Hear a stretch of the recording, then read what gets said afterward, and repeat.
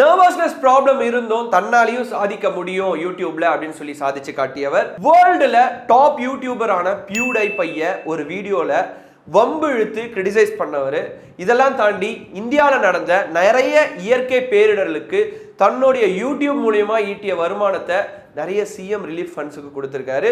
So அப்பேற்பட்ட ஒரு youngest YouTuber, the most subscribed Asian YouTuber அப்படின்னு சொல்லி, ஏஷியன் இண்டிவிஜுவல் சப்ஸ்கிரைப்டு யூடியூபர் அப்படின்னு சொல்லி பேர் வாங்கின Ajay Nagar, the owner of CarryMinati YouTube channel, அவரை பற்றி தான் நம்ம இன்னைக்கு இன்ஃப்ளூயன்சர் சீரியஸில் பார்க்க போகிறோம்.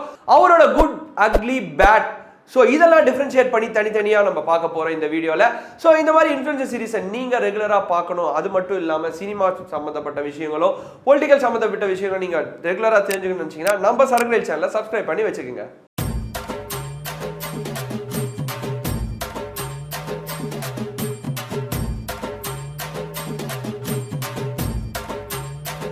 அஜய் நாகரோட ஏர்லியர் ஸ்டேஜ், அவர் வந்து ரொம்ப சின்ன பையன். நீங்கள் பார்த்தீங்கன்னா 1999 12th ஜூன் அவரோட பர்த்டே. ஃபரிதாபாத், கிட்டத்தட்ட டெல்லி பக்கத்தில் இருக்க ஒரு சிட்டி. எப்படின்னா இப்போ நம்ம டெல்லிலாம் பார்க்கும்போது கொஞ்சம் அந்த பொல்யூஷன்லாம் இருக்குல்ல, அந்த பொல்யூஷன் லெவல் ஹையாக இருக்கும்ல, அந்த மாதிரி அஃபெக்ட் ஆகிற ஒரு சிட்டி தான் ஃபரிதாபாத். ஸோ நம்ம அதுக்குள்ளே போக தேவையில்ல.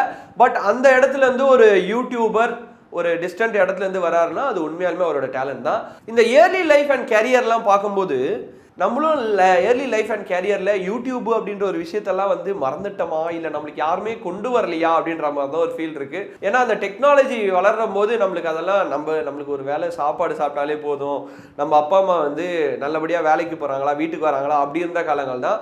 ஸோ அந்த மாதிரி காலத்துலேயே வந்து அஜய் நாகர் என்ன பண்ணியிருக்காருன்னா அவரோட இயர்லி லைஃப் அண்ட் கேரியர், அவங்க அம்மா வந்து ஒரு டாக்டர், அவங்க அப்பா வந்து ஒரு லாயர். ஸோ வந்து ஒரு நல்ல அகாடமிக்கல் பேக்ரவுண்ட் உள்ள ஒரு ஃபேமிலி. எஜுகேஷன் வைஸ் வந்து யார் வேணாலும் மாரல் சப்போர்ட் பண்ணுவாங்க, அதே சமயம் வந்து இன்கம் ஓரியன்டாகும். பட் இதெல்லாம் தாண்டி அவருக்கு இருக்க ஒரு பெரிய பிரச்சனை என்னன்னா நர்வஸ்னஸ். ஒரு விஷயம் அவர் வந்து பண்ண முடியல, அது வந்து அவரால் பண்ண முடியாமல் போச்சுன்னா அவருக்கு வந்து அந்த இடத்துல ரொம்ப வீக் ஆகி நர்வஸ்னஸ் வந்து கை கால்லாம் படபடன்னு ஃபீல் பண்ண ஆரம்பிச்சிடுவாரா.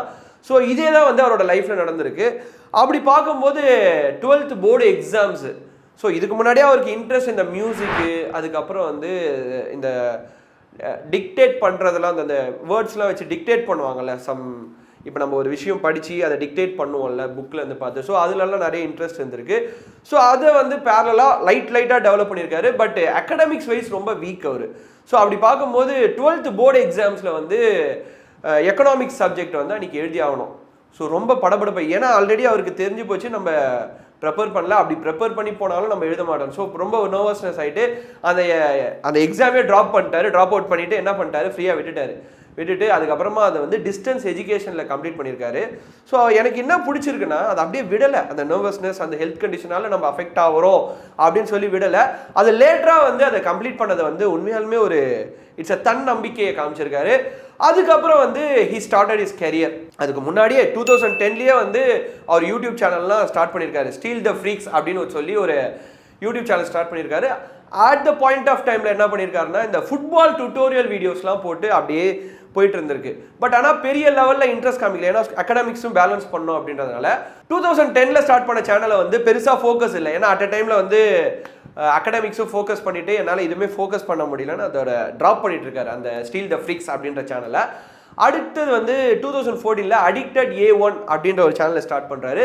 அதில் வந்து வீடியோ கேம் விளையாடி ஃபுட்டேஜ், அந்த வீடியோ கேம் விளையாடுறது, பின்னாடி கமெண்ட்ஸ் கொடுக்கறது, அப்படி கமெண்ட்ஸ் கொடுக்கும்போது இது எல்லாமே வந்து அவரோட லாங்குவேஜ் ஹிந்தியில் போடுறாரு. இப்போ நார்த்னா நம்ம ஹிந்தி, இப்போ சவுத்னா வந்து இங்கே நிறைய கேமர்ஸ் இருப்பாங்க, யூடியூபர்ஸ் இருப்பாங்க. ஸோ பேரலாக இங்கே எவ்வளோ கேமர்ஸ் அண்ட் யூடியூபர்ஸ் இருக்காங்களோ அதுக்கு ஈக்குவலாக அங்கேயும் நார்த் சைடில் இருக்காங்க, போஜ்புரி சைடில், ஒரிசா சைடில். ஸோ இந்த மாதிரி இருக்கும்போது இவர் வந்து அவரோட கேமிங்கை வந்து அவரோட ஆங்கிளில் வந்து அந்த கமெண்ட்ரின்னு சொல்லுவாங்க, அந்த கமெண்ட்ரியை ரொம்ப காமிக்கலாக ஃபன்னியாக, இதெல்லாம் தாண்டி இவருக்கு வந்து ஒரு முக்கியமான டேலண்ட் இருக்குது. Is a rapper.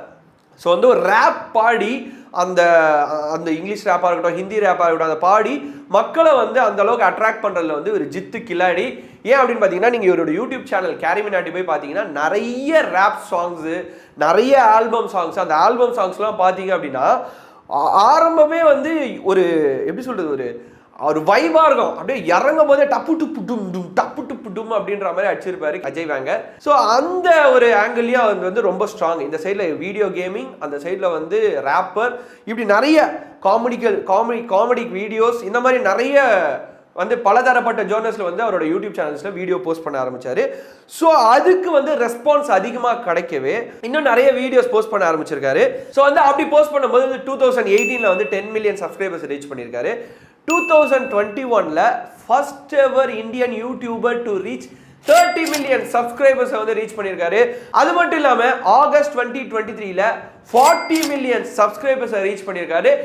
அதாவது இந்தியா லெவல் மட்டும் இல்லாமல் ஏஷியா லெவல்லையே ஒரு இண்டிவிஜுவலுக்கு அதிகமான சப்ஸ்கிரைபர் கொண்டவர் அப்படின்னு பார்த்தீங்கன்னா நம்ம Ajay Nagar, the owner of கேரிமினாட்டி தான்.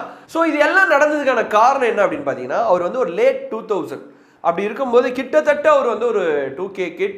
ஸோ இந்த கேமிங் பிளாட்ஃபார்ம், இந்த டெக்னாலஜி இன்வால்மெண்ட்டு, இந்த மாதிரி மக்களை வந்து அவர் கரெக்டாக கிராப் பண்ணி அந்த கண்டென்ட் ஓரியன்டாக ரேப், கேமிங், மியூசிக் இது மூணுமே பண்ணதுனால, இதெல்லாம் தவிர்த்து கேமுக்குள்ளேயே நிறைய அவர் ரேப்பு இல்லை அந்த மியூசிக்லாம் இன்வால்வ் பண்ணதுனால அவரை வந்து ஈஸியாக மக்கள் ரீச் பண்ண முடிஞ்சது. மக்கள் இந்த சென்ஸ் அந்த பர்டிகுலர் ஜோனர் இருக்காங்கல்ல, அதை பிடிக்கிறவங்க, அது வந்து இந்தியாவில் மட்டும் இல்லாமல் ஏஷியா லைக் பங்களாதேஷ், பாகிஸ்தான், அப்புறம் வந்து இன்னும் நிறைய நம்ம ஏஷியன் கண்ட்ரிஸ் எல்லாத்துலேயுமே வந்து ரீச் பண்ணார். ஸோ அதனால தான் இன்னைக்கு வந்து ஏஷியாலேயே த லார்ஜஸ்ட் இண்டிவிஜுவல் சப்ஸ்கிரைபர் அப்படின்னு சொல்லப்படுற அளவுக்கு வளர்ந்துருக்காரு. ஸோ இந்த அச்சீவ்மெண்ட்ஸ்லாம் பண்ணிகிட்டே இருக்கும்போது ஆப்வியஸாக என்ன நடக்கும் அப்படின்னு பார்த்தீங்கன்னா, ஒரு யூடியூப் சேனல் பயங்கரமாக நம்மளுக்கு க்ரோ ஆகுது, நம்மளோட ஃபேஸ் வேல்யூ கிடச்சிச்சுன்னா அடுத்ததாக அவங்க ட்ரை பண்ணுறது அதை வச்சு நம்ம ஏதாவது பண்ண முடியுமா, இல்லை வேறு சேனல் ஸ்டார்ட் பண்ணி அதுலேருந்து வந்து ஏர்னிங்ஸ் பண்ண முடியுமா அப்படின்னு சொல்லி அவர் என்ன பண்ணுறாருன்னா, அஜய் நாகர் கேரிஸ் லைவ் அப்படின்னு ஒரு சேனல் ஆரம்பிக்கிறாரு. அது எதுக்கு அப்படின்னு பார்த்தீங்கன்னா, முக்கியமாக இதோட முக்கியமான மோட்டிவே என்னன்னா, இப்போ ஃபார் எக்ஸாம்பிள் ஒடிஷா வெள்ளம் வந்தது, அப்புறம் வந்து சில இடத்துல எர்த்குவைக் ஆச்சு, லாஸ்ட் இயர் வந்து ஒடிஷா ட்ரெயின் கொலிஷன் நடந்தது. ஸோ இதுக்கு எல்லாமே வந்து ஃபண்டு கலெக்ட் பண்ணுறதுக்கு தான் வந்து இவர் வந்து இந்த சேனலே வச்சிருக்காரு. இதில் என்னென்ன மாதிரி அச்சீவ்மெண்ட்ஸ்லாம் அவர் பண்ணியிருக்காருன்னு பார்த்தீங்கன்னா, 2018 கேரளா சைக்ளோனுக்கு வந்து ஃபண்டு ரைஸ் பண்ணி கொடுத்துருக்காரு. அதுக்கப்புறம் ஒடிஷாவில் வந்து 2019 நடந்த ஒரு சைக்ளோனில் அதுக்கும் ஃபண்டு ரைஸ் பண்ணி கொடுத்துருக்காரு. அடுத்தது Assam flood, Bihar flood, COVID-19 அப்போ வந்து இந்தியன் கவர்மெண்ட்டுக்கும் வந்து நிறைய ஃபண்டை ரைஸ் பண்ணி கொடுத்துருக்காரு. இதில் வந்து ஒரு பர்டிகுலராக ஒரு பெரிய அச்சீவ்மெண்ட் அப்படின்னு பார்த்தோன்னா வந்து ஒரு 4 hours லைவ் ஸ்ட்ரீமிங் கண்டினியூஸாக. எதுக்குன்னா, ஒடிஷா ட்ரெயின் கொலிஷன் நம்மளுக்கு தெரியும் 2023 நடந்த ஒரு மிகப்பெரிய டிசாஸ்டர், நிறைய பேர் இறந்தாங்க. அந்த ட்ரெயின் பெட்டிகள்லாம் பார்க்கும்போது அப்படியே மனசுலாம் உருகிடுச்சு. அந்த அளவுக்கு ஒரு ட்ரெயின் கொலிஷனுக்காக 4 hours லைவ் ஸ்ட்ரீமிங் பண்ணி 11,87,611 ரூபாய் வந்து ஒடிஷாவோட சிஎம் ரிலீஃப் ஃபண்டுக்கு வந்து இவர் வந்து டொனேஷன் கொடுத்தாரு.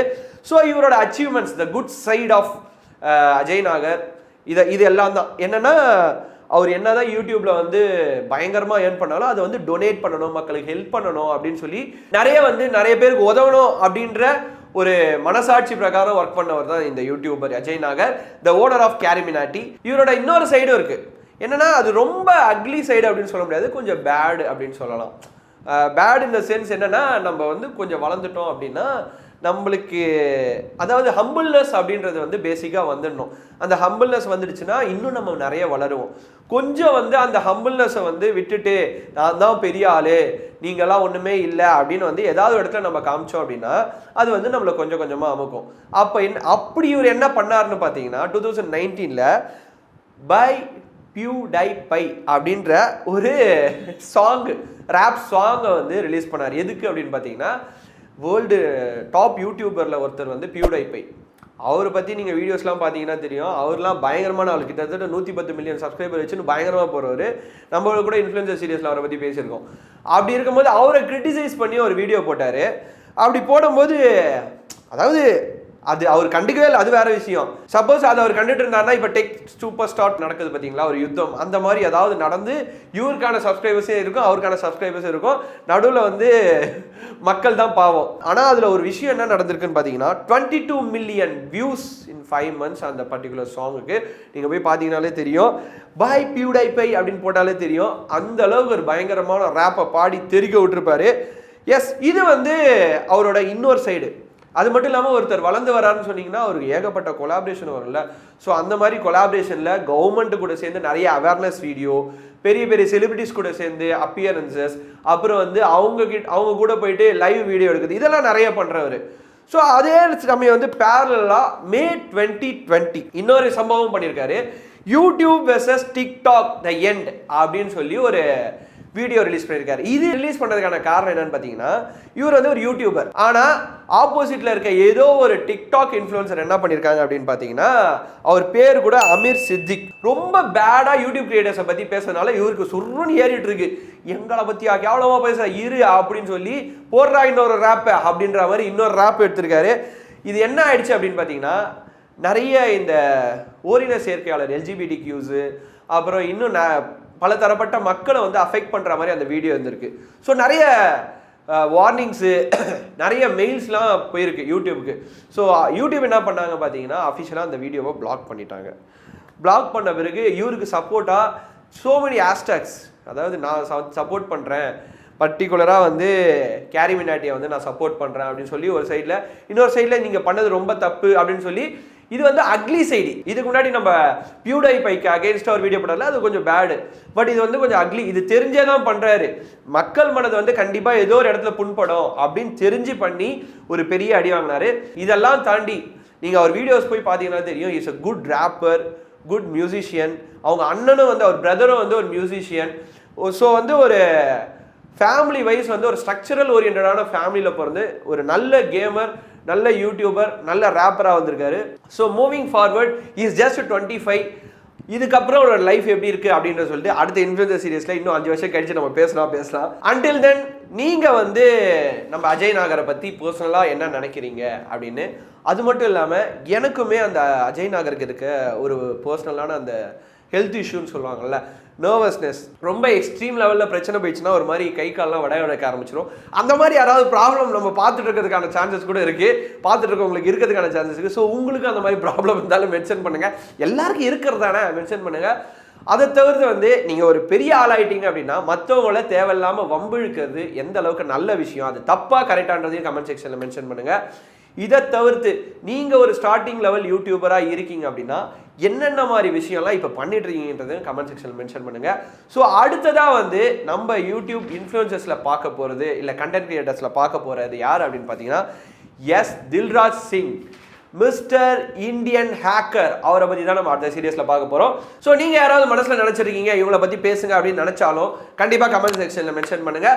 So this Vijay Karthik signing off tata, bye bye, see you, take care.